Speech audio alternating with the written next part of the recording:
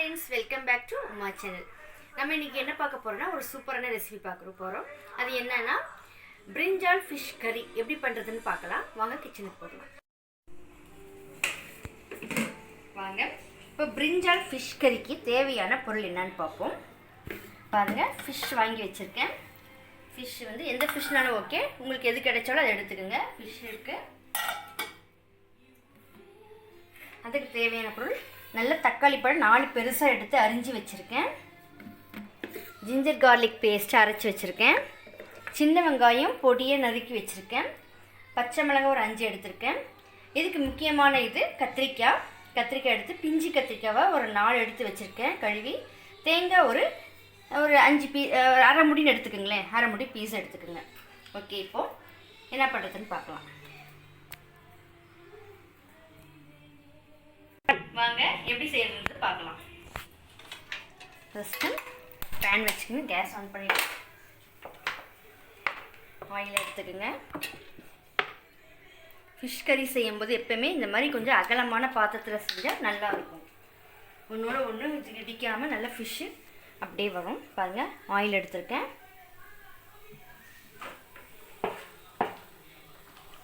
Oil நல்லா சூடாகட்டும். Oil நல்லா சூடாயிடுச்சு. இப்போது கடுகு போட்டுக்குங்க, சீரகம் 1/2 ஸ்பூன் போட்டுக்குங்க. முக்கியமானது வெந்தயம் போட்டுக்குங்க. மீன் குழம்புக்கு வெந்தயம் ரொம்ப அவசியம். பாருங்கள், போட்டாச்சு. நல்லா 3 பொரிஞ்சு வர நேரத்தில் நம்ம எடுத்து அரிஞ்சு வச்சுருக்க சின்ன வெங்காயம் மீன் குழம்புக்கு ரொம்ப நல்லாயிருக்கும். நல்லா பொரிஞ்சு வந்துடுச்சு. இந்த நேரத்தில் நம்ம எடுத்து வச்சுருக்கிற வெங்காயத்தை சேர்த்துக்குங்க. கூடவே பச்சை மிளகாய் எடுத்து வச்சுக்கோ. பச்சை மிளகாய் மீன் குழம்புக்கு ரொம்ப அவசியங்க. பச்சை மிளகாய் இல்லாத மீன் குழம்பே கிடையாது. இங்கே பாருங்கள், போட்டாச்சு. இப்போ இது கூட நம்ம ஒரு கைப்பிடி அளவு கருவேப்பிலை சேர்த்துக்குங்க. கருவேப்பிலை நம்ம மார்க்கெட்லேருந்து வாங்கிட்டு வந்தோன்னா இப்படி உருவி ஒரு பாக்ஸில் போட்டு ஃப்ரிட்ஜில் போட்டு வச்சு நம்ம 1 வீக்குக்கு கெடாமல் அப்படியே இருக்குங்க. இந்த மாதிரி செய்யுங்க. இது எல்லாமே நல்லா ஃப்ரை ஆகட்டும்.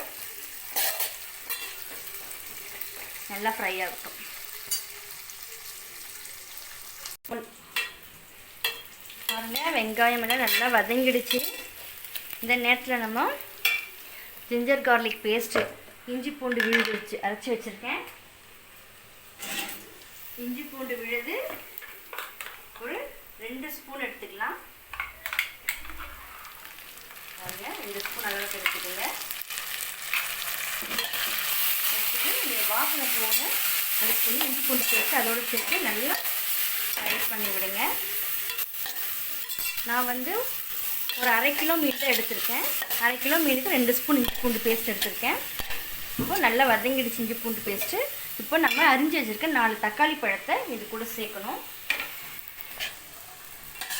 பாருங்கள், சேர்த்தாச்சு. சேர்த்துட்டு இது கூட இப்போ நம்ம மசாலா ஆட் பண்ணிக்குவோம்.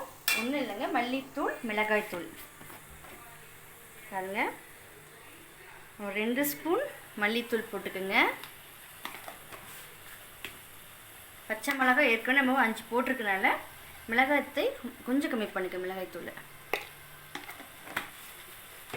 பாருங்கள் பண்ணிவிட்டு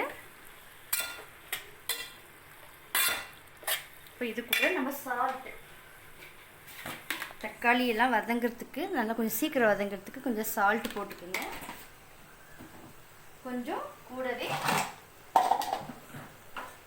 மஞ்சள் பொடியை சேர்த்துக்குங்க. ஒரு சிட்டிகை மஞ்சள் பொடி சேர்த்துக்குங்க.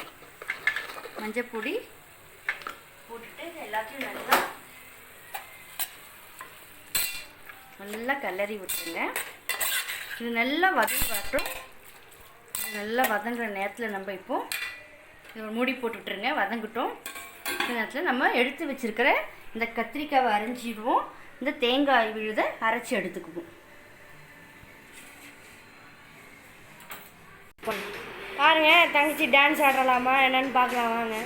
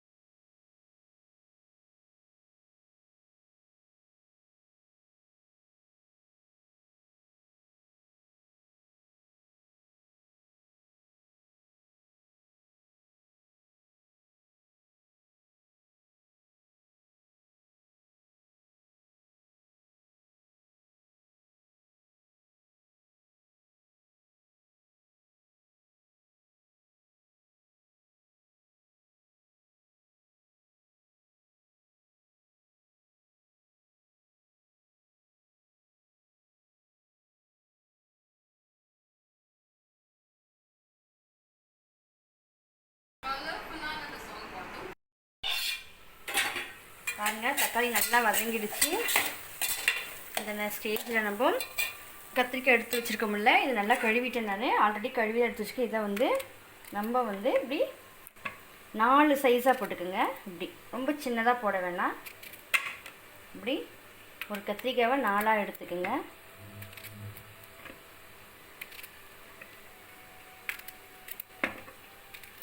இது மாதிரி பிஞ்சு கத்திரிக்காவாக இருந்தால் குழம்பு ரொம்ப டேஸ்ட்டாக இருக்கும். வாங்கும்போதே நம்ம பிஞ்சு கத்திரிக்காவை வாங்கிக்கணும். பாருங்கள் சூப்பராக இருக்குது.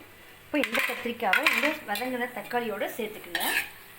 சேர்த்துட்டு கொஞ்சம் இந்த இதுலேயே இந்த கத்திரிக்காய் வதங்கணுங்க. வதங்கும்போது பாதி வெந்துடும். பாருங்கள் இப்போது இது வதங்கட்டும். இதுலேயே ஒரு 5 மினிட்ஸ் இருக்கட்டும், வதங்கட்டும். அதுக்குள்ளே நம்ம தேங்காய் அரைச்சி எடுத்துக்குவோம்.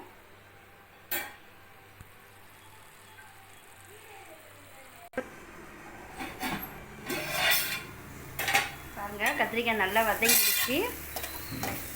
இந்த நேரத்தில் நம்ம எடுத்து வச்சுருக்கிறோம் புளி. நான் புளி சொல்ல மறந்துட்டேன். நல்லா ஒரு நெல்லிக்காய் சைஸ் புளி எடுத்து நல்லா கரைச்சி வச்சுக்கோங்க. மீன் குழம்புக்கு புளி ரொம்ப அவசியம். இந்த புளி தண்ணியை இதில் சேர்த்துக்குங்க.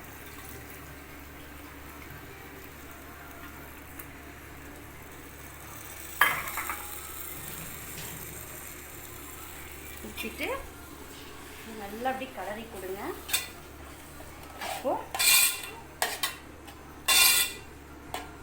பாருங்கள் இது கூட நம்ம அரைச்சி வச்சுருக்க தேங்காய் விழுத எடுத்து சேர்த்துக்குங்க. நம்ம தேங்காய் பால் கூட எடுத்துக்கலாம். நான் தேங்காய் அரைச்சி எடுத்துக்க தேங்காய் புழிஞ்சு பால் கூட எடுத்து நம்ம சேர்த்துக்கலாம். இப்போது இந்த தேங்காவை இது கூட சேர்த்துருங்க.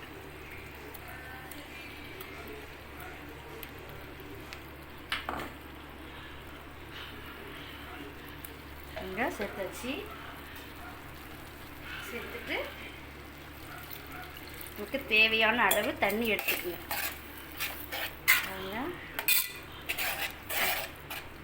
இப்போ நமக்கு தேவையான அளவு தண்ணி எடுத்துக்கலாம்.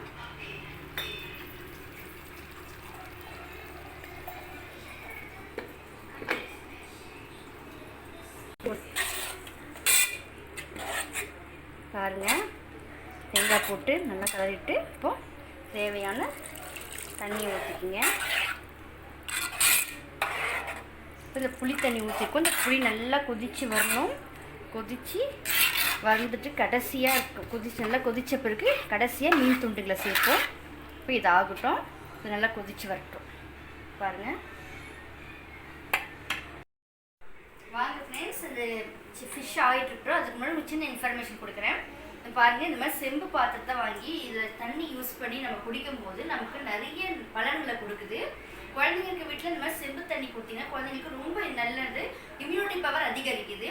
இன்னும் சொல்லப்போனால் அதிகமாக குழந்தைங்களுக்கு கோல்டு பிடிக்கும். அந்த நேரத்தில் வந்து நைட்டில் வந்து இந்த மாதிரி செம்பில் தண்ணி ஃபில் பண்ணிவிட்டு அதில் ஒரு 5 மிளகு, ஒரு 4-5 இலைங்க துளசி போட்டுட்டு அதை காலையில் எடுத்து பசங்களுக்கு ஒவ்வொரு கிளாஸ் கொடுத்தீங்கன்னா சளியே பிடிக்காது.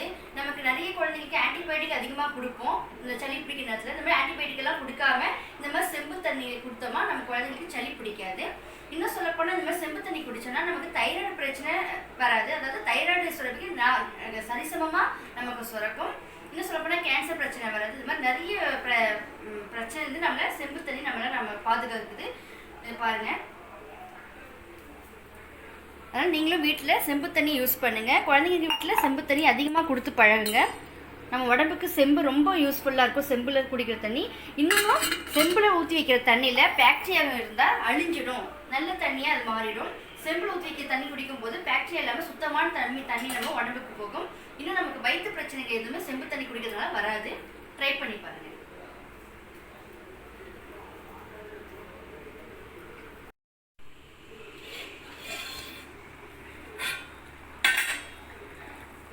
பாருங்கள் நல்லா கத்திரிக்காய் வெந்துடுச்சு. குழம்பும் நல்லா கொஞ்சம் சுண்டி வந்திருக்கு. இந்த நேரத்தில் நம்ம எடுத்து வச்சுருக்க நல்லா சுத்தமாக கழுவி எடுத்து வச்சுருக்க ஃபிஷ் துண்டுங்களை போட்டுக்கலாம்.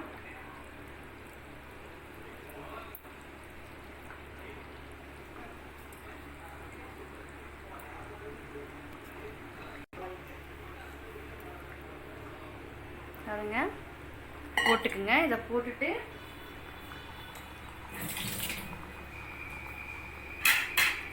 ஃபிஷ்ஷிங்கில் போட்டுட்டு ரொம்ப கலரக்கூடாது, ஃபிஷ் கட் ஆகிடும். அதனால் பாருங்கள் நல்லா இப்படி பண்ணி விட்டுடுங்க. இந்த ஃபிஷ் போட்டு 5 மினிட்ஸ் சிம்மில் வச்சு விடுங்க. ஃபிஷ்ஷு 5 மினிட்ஸில் வெந்துடும். இது போட்டுட்டு கடைசி நான் வந்து பெப்பர் தூள் தட்டி வச்சுருக்கேன் பாருங்கள். பெப்பர் நான் ஒரு 10 பெப்பர் எடுத்து இது பண்ணி தட்டி வச்சுருக்கேன். பெப்பர் பவுடர் இருந்தால் கூட போட்டுக்கலாம். இப்படி பெப்பர் தட்டி போடும்போது இன்னும் கொஞ்சம் டேஸ்ட் அதிகமாக இருக்கும். இதை வந்து இப்படி மேலாக தூவி விட்டுடுங்க.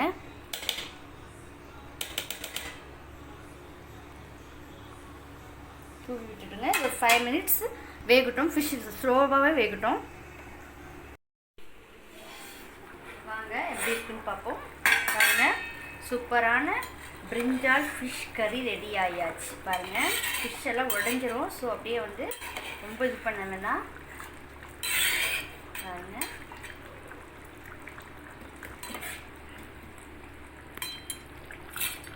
பிரிஞ்சால் ஃபிஷ் கறி ரெடி ஆகிடுச்சு. கடைசியாக இது கூட நம்ம எடுத்து வச்சுருக்கிற கொத்தமல்லிகளை அப்படியே மேலே தூக்கி விட்டுடுங்க. சூப்பராக இருக்கும். ரைஸ்க்கு ரொம்ப சூடாக சாதம் வடிச்சிட்டு அதுக்கு இதை வச்சு சாப்பிட்டா ரொம்ப அமேசிங்காக இருக்கும். வீட்டில் ட்ரை பண்ணி பாருங்கள். பாருங்கள் ஃப்ரெண்ட்ஸ், பாருங்கள் ரொம்ப அருமையாக வந்திருக்கு பாருங்கள். ஓகே ஃப்ரெண்ட்ஸ், இந்த ரெசிபி வீட்டில் ட்ரை பண்ணி பாருங்கள். ட்ரை பண்ணி பார்த்துட்டு உங்களுக்கு பிடிச்சிருந்தா கமெண்ட் பாக்ஸில் கமெண்ட் பண்ணுங்கள். இந்த வீடியோ பிடிச்சிருந்தா லைக் பண்ணுங்கள், ஷேர் பண்ணுங்கள், சப்ஸ்கிரைப் பண்ணுங்கள், பெல் பட்டனை கிளிக் பண்ணுங்கள். ஒரு சின்ன வீட்டு குறிப்பு சொல்கிறேன். நம்ம வீட்டில் வாழைப்பூ, வாழைக்காய் இதெல்லாம் நம்ம வந்து கட் பண்ணும்போது கையில் வந்து கரை படிஞ்சிரும். அந்த கரையை வந்து போக்குறதுக்கு வினிகர் கலந்த வாட்டரில் நம்ம கையை கழுவணுமா, கரை போயிடும். ஃப்ரெண்ட்ஸ், வீட்டில் ட்ரை பண்ணி பாருங்கள். அதுவரை உங்களிடம் விடைபெறுவது உமா.